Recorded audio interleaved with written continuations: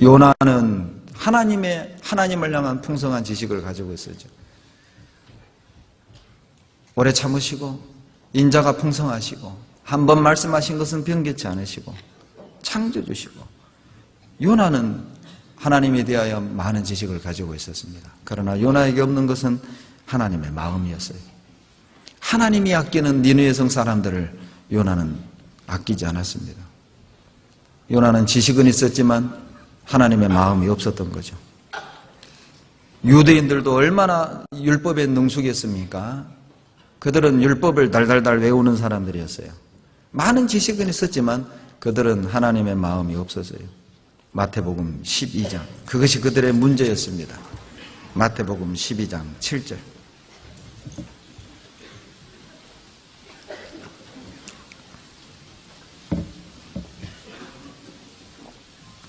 마태복음 12장 7절입니다.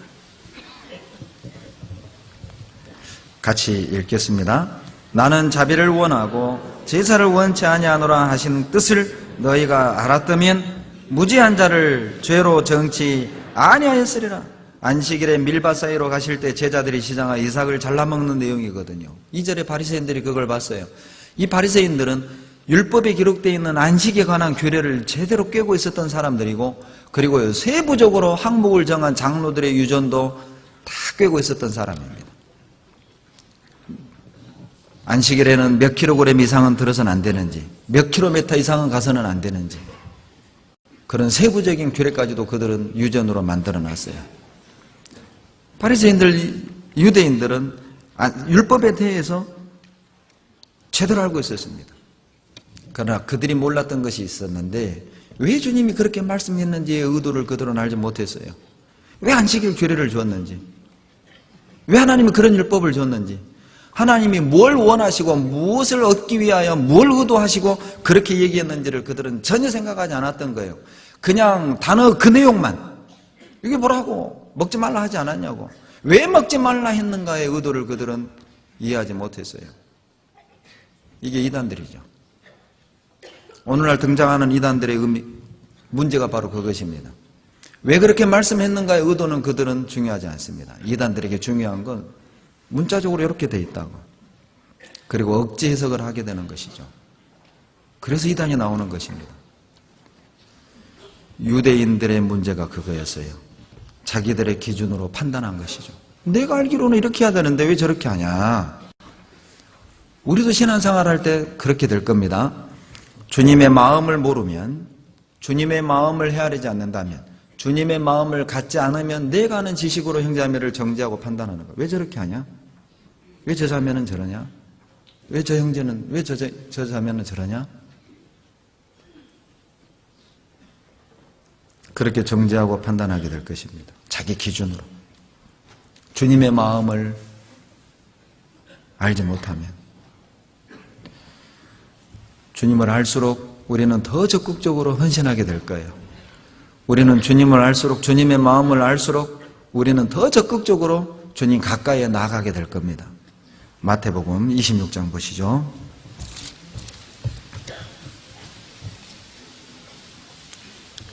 마태복음 26장 내용은 예수님이 잡히시던 사건을 기록한 것입니다. 그런데 이 마태복음 26장에 보면 예수님이 잡히실 때 세 종류의 사람의 반응이 나와요. 바로 나사로 동생 마리아, 그리고 유다, 가룟 유다, 그리고 베드로, 이 세 사람의 반응이 나오는데 이것이 우리에게 교훈이 됩니다. 예수님이 잡히실 것을 가르치시고 잡히시던 그 밤에 마리아는 옥합을 내어 깨트려드려요. 6절 보시죠. 예수께서 베다니 문둥이 시몬의 집에 계실 때에 한 여자가 매우 귀한 향유 한 옥합을 가지고 나와서 식사하시는 예수의 머리에 부으니 제자들이 보고 분하여 가로되 무슨 의사로 이것을 허비하느냐. 마리아가 평생 모아서 산 귀한 옥합을 예수의 머리에 다 쏟아 부었습니다. 그런데 예수님은 이걸 뭐라고 얘기했냐면은 12절에 내 장사를 위하여 예비했다. 예수님이 죽으실 것을 예비한 걸 하는 거예요. 그런데 제자들의 반응은 8절. 왜 허비하냐? 주님께 드리는 이것을 허비라고 생각을 하는 겁니다. 예수님의 마음을 갖지 않으면, 예수님의 마음을 모르면 주님을 위해 투자하는 모든 것을 허비라고 생각하는 거예요. 바빠 죽겠는데 무슨 모임이 많냐? 이 바쁜 세상에 무슨 또 집회를 또 그렇게 자주 하냐? 바빠 죽겠는데 무슨 구역 모임 그렇게 많냐? 형제 모임은 또 하냐? 한번 모였으면 됐지. 뭔 봉사 그렇게 많냐? 또 충계 수양회냐? 가만두질 않아요, 이 교회는. 여러분, 예수님의 마음을 모르면 모든 게 짐이 된다니까요. 모든 걸 짐으로 받아들이는 거예요. 예수님의 마음을 모르면 허비한다고 생각하는 거예요. 시간 낭비. 여러분, 해외 선교를 하는 것을요, 낭비라고 생각하는 거예요. 한국에도 불쌍한 사람이 얼마나 많은데 남의 나라에까지 가냐. 예수님의 마음을 모르면 마리아가 깨트려드린 옥합을 낭비라고 생각했던 것처럼 우리도 주님을 위해 투자하는 시간과 마음과 물질을 낭비하는 것으로 생각을 해요.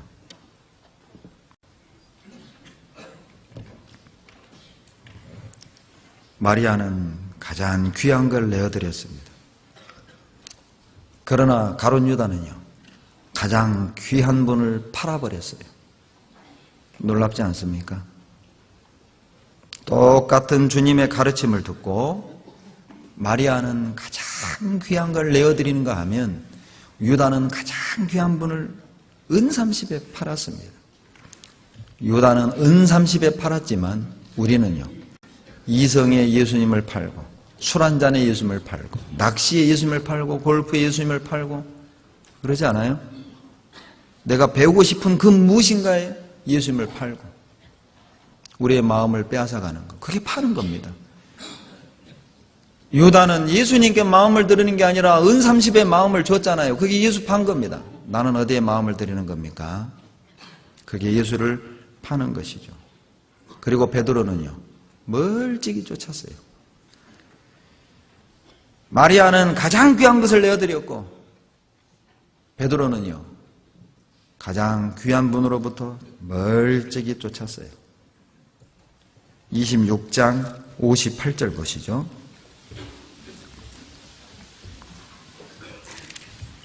58절 다 같이 읽습니다. 베드로가 멀찍이 예수를 쫓아 대제사장의 집들에까지 가서 그 결국을 보려고 안에 들어가 하속들과 함께 앉았더라. 수제자라고 일컫는 베드로는요, 멀찍이 적당한 거리에서, 그리스도인이 짓는 죄 중에 가장 큰 죄가 뭐냐면 적당한 죄입니다. 적당한 죄. 여러분, 적당하게 죄 짓는다는 의미가 아니라 적당하게 사는 것, 그것이 죄라는 거예요. 교제를 안 나가자니 양심이 찔리고, 교제 깊숙이 들어가자니 희생해야 될 것은 많고 포기해야 될 게 많고, 그러니까 적당히. 주일 말씀도 늦게 와서 뒤쪽에 앉아서, 죄송합니다, 오늘 뒤쪽에 앉은 분이 그렇다는 뜻은 아니고요, 오해하지 마세요. 또 어떻게 알았지, 또 누가 일렀지, 그렇게 오해하지 마시고요. 늦게 와서 뒤에 앉고 기도할 때 일찍 나가고 눈에 안 띄기를 원하는 거죠. 형제자매들이 눈에 안 띄기 원하는 거예요. 눈에 띄면 또 막 뭐 어디 나와라, 무슨 모임 나와라, 무슨 봉사하자, 또 어디 같이 가자, 이게 복잡해지니까 교제를 안 나올 수는 없고 적당히 주일 말씀 듣고, 그리고 내가 하고 싶은 대로 다 하고 살고, 그것이 죄라고 요한계시록 3장에 말씀하시죠. 바로 라오디게아 교회입니다. 마지막 시대의 교회의 모습입니다. 적당한 그리스도인들로 넘치는 교회, 라오디게아 교회죠. 뜨겁지도 않고 차지도 않는 교회, 라오디게아 교회였던 거예요. 그래서 마지막 때 교회의 모습이 라오디게아 교회죠. 말세는 이방인들이 더러운 죄들로 타락해가는 게 말세가 아니라 그리스도인들이 적당히 살아가는 그리스도인들로 넘치는 시대, 그 시대가 말세인 거예요. 일꾼이 없는 시대, 구원받았다고 간증하는 그리스도인들은 많은데 주님의 일을 하는 일꾼이 없는 시대, 적당히 사는 그리스도인들로 넘치는 시대, 구원은 받았다는 간증은 똑부러지지만 주님을 위한 어떤 희생도 원하지 않는 그리스도인들로 가득 찬 시대. 구원은 받은 것은 좋고 천국 가는 건 좋지만 구역모임 가는 건 싫은 시대. 천국 가는 것은 좋지만 대집회 나가는 건 원치 않는 시대. 천국 가는 것은 좋지만 수양회 가는 건 별로 탐탁지 않은 생각으로 가득 찬 그리스도인들, 그게 말세라는 거예요. 더 이상 일할 사람이 없으니 주님이 오셔야죠.